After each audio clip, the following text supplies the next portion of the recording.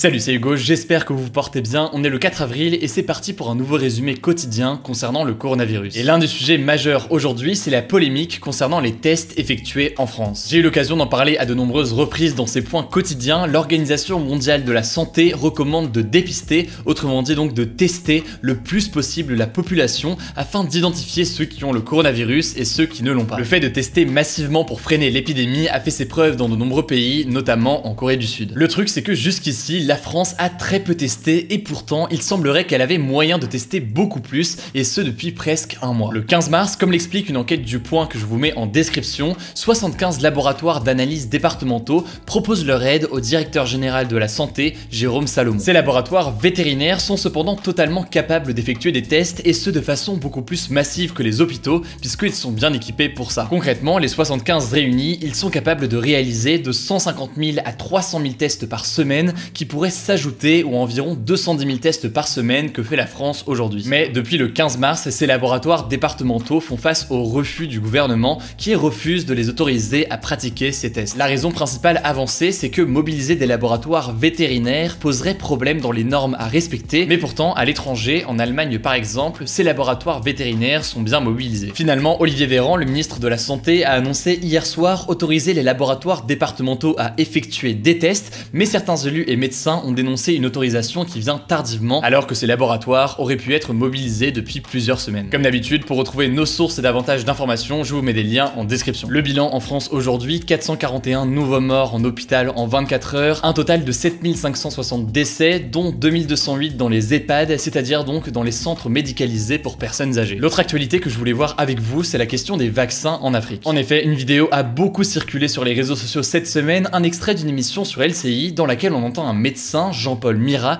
déclarer ceci concernant les essais de vaccins en Afrique. Si je peux être provocateur, est-ce qu'on ne devrait pas faire cette étude en Afrique où il n'y a pas de masque, pas de traitement, pas de réanimation, un peu comme c'est fait d'ailleurs pour certaines études dans le sida, où chez les prostituées on essaye des choses parce qu'on sait qu'elles sont hautement exposées et elle se protège pas. Dans la vidéo qui circule beaucoup, le directeur de l'INSERM, Camille Locht, en charge de la recherche médicale en France, semble approuver ses propos. Bref, cet extrait a fait énormément réagir, beaucoup accusant les chercheurs de racisme et d'utiliser l'Afrique comme cobaye pour les vaccins. Depuis, on a davantage d'informations et non, il n'est pas question de tester des vaccins uniquement en Afrique contre le coronavirus. Dans l'extrait, il parle du vaccin BCG. Ce vaccin, il est déjà testé en Australie, dans des pays européens, mais aujourd'hui, il n'est même pas testé en Afrique. Cependant, l'INSERM affirme effectivement vouloir le tester aussi en Afrique pour que l'Afrique ne soit pas, je cite, oubliée ni exclue des recherches dans le futur car la pandémie est globale. Bref, l'extrait qui a circulé a logiquement choqué et c'est complètement normal, mais ça me semblait important de vous donner aussi des éléments de fond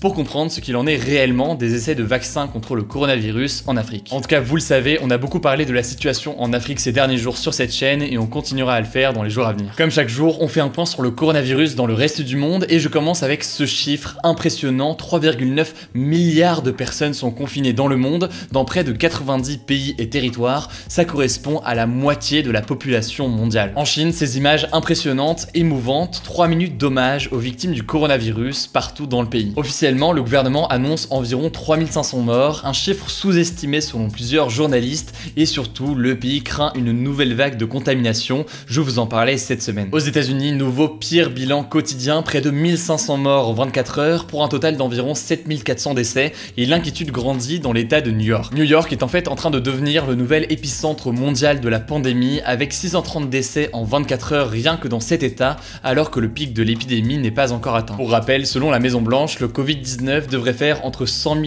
et 240 000 morts dans le pays. En Espagne, 809 morts en 24 heures, un nombre en baisse pour le deuxième jour consécutif. Le confinement est cependant prolongé au moins jusqu'au 25 avril. Enfin, au Royaume-Uni, à l'inverse, le nombre de morts quotidiens continue à augmenter, 708 en 24 heures aujourd'hui pour un total de plus de 4000 morts. On termine comme d'habitude avec une note positive malgré l'actualité très dure ces derniers jours. Le point positif vient d'Italie. Certes, le bilan humain est encore très important, 681 nouveaux morts aujourd'hui pour un total de plus de 15 000, mais il y a une bonne nouvelle. Le nombre d'hospitalisations en soins intensifs a baissé pour la première fois en Italie depuis que la pandémie est arrivée dans le pays. C'est une excellente nouvelle qui montre que le confinement fait ses effets et qui rassure les médecins là-bas. Merci beaucoup pour votre soutien au quotidien et pour votre confiance. Si jamais c'est pas encore le cas, n'hésitez pas à vous abonner directement à cette chaîne YouTube. C'est gratuit, ça nous aide beaucoup et ça vous permettra de ne pas rater les points quotidiens suivants. Si ça vous intéresse, je suis actuellement en direct sur Twitch. Le lien est en description et en commentaire épinglé. Surtout, prenez soin de vous et on se dit à demain.